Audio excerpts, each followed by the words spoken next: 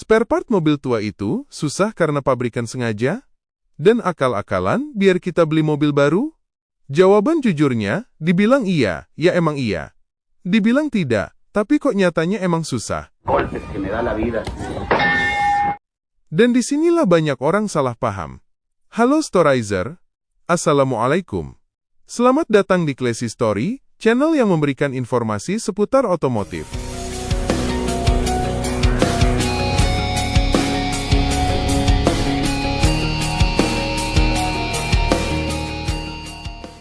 Masalahnya bukan sekadar niat buruk, tapi cara kerja industri otomotif modern. Secara struktural, mobil tua memang sudah keluar dari siklus industri. Begitu sebuah model berhenti diproduksi, spare part-nya pun mulai pelan-pelan dihentikan. Biasanya pabrikan hanya menjamin produksi suku cadang sekitar 10-15 tahun setelah model dihentikan.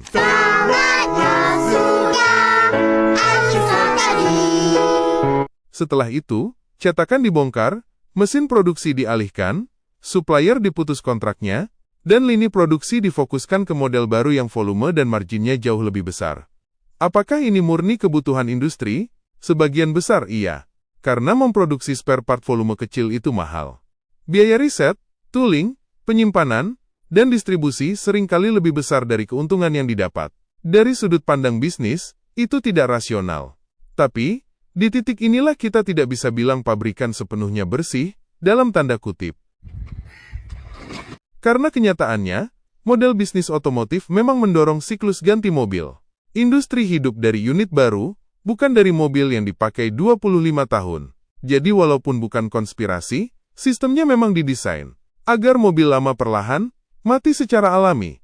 Bukan dimatikan paksa, tapi dibiarkan kehabisan dukungan. Lalu ada faktor lain yang sering diabaikan, yaitu regulasi dan teknologi.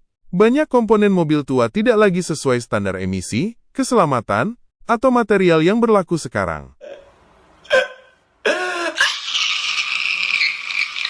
Untuk memproduksi ulang satu part lama saja, pabrikan harus melakukan sertifikasi ulang yang mahal dan rumit. Akibatnya, pilihan paling aman secara hukum dan finansial adalah tidak memproduksinya sama sekali. Masalah makin rumit, karena rantai supplier ikut mati. Mobil tua sering memakai komponen dari vendor kecil yang sudah tutup, merger, atau pindah bisnis. Begitu satu mata rantai hilang, satu jenis spare part bisa langsung lenyap dari pasar. Tapi kan ada aftermarket? Tidak selalu sesederhana itu. Aftermarket bisa meniru part umum, tapi untuk komponen spesifik, sensor lama, modul elektronik jadul, interior khas, atau trim body tertentu, biaya produksi ulang seringkali tidak sebanding dengan nilai jual mobilnya. Itulah sebabnya pemilik mobil tua bertahan dengan cara yang tidak normal, atau dengan kata lain, kanibalan unit lain, atau biasa disebut part cabutan, atau part copotan, rebuild dan rekondisi, bukan sekadar ganti, substitusi part dari model berbeda, dan mengandalkan bengkel spesialis, bukan bengkel umum. Jadi, apakah spare part mobil tua langka karena akal-akalan pabrikan? Jawaban jujurnya, bukan konspirasi, tapi juga bukan kebetulan. Ini hasil dari sistem industri yang memang tidak dirancang untuk mobil bertahan selamanya. Dan kalau hari ini kamu masih mempertahankan mobil tua, kamu bukan sekadar pemilik kendaraan. Kamu sedang melawan arus industri dengan pengetahuan, kesabaran, dan rasa sayang. Dan itu luar biasa. Karena mobil baru, asal ada duit kita bisa beli. Tapi mobil tua, gak ada dealernya, gak jamin orang yang punya duit bisa punya.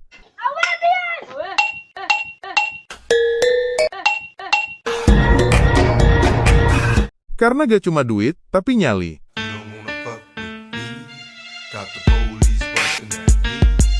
Mobil tua itu kayak lampu pijar di rumah. Lampunya masih nyala, cahayanya hangat, masih berfungsi sesuai tugasnya. Tapi dunia pindah ke LED.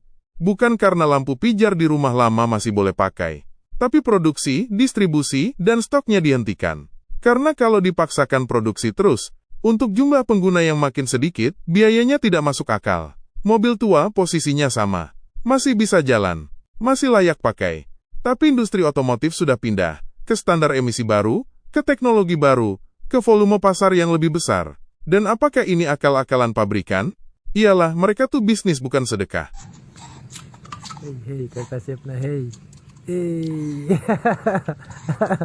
Aduh, ganteng pisan, hei.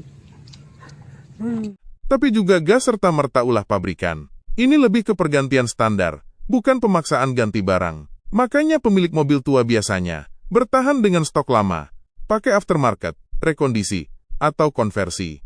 Sama seperti orang yang tetap pakai fitting lama di rumah lama. Jadi, mobil tua itu bukan ditinggalkan.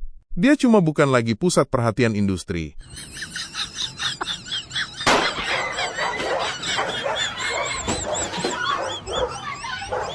Dan memilikinya berarti sadar, kenyamanan datang dari pilihan, bukan dari kemudahan. Kalau kamu pemilik mobil tua, atau sekadar suka bahasan otomotif, yang gak cuma spek dan harga, Classy Story tempatnya. Like juga, kalau video ini bermanfaat. Subscribe, biar kita bisa bahas hal-hal yang jarang diomongin. Dan share ke teman kamu yang masih bilang, mobil tua itu ribet.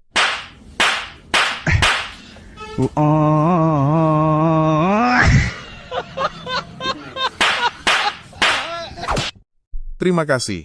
Wassalamualaikum.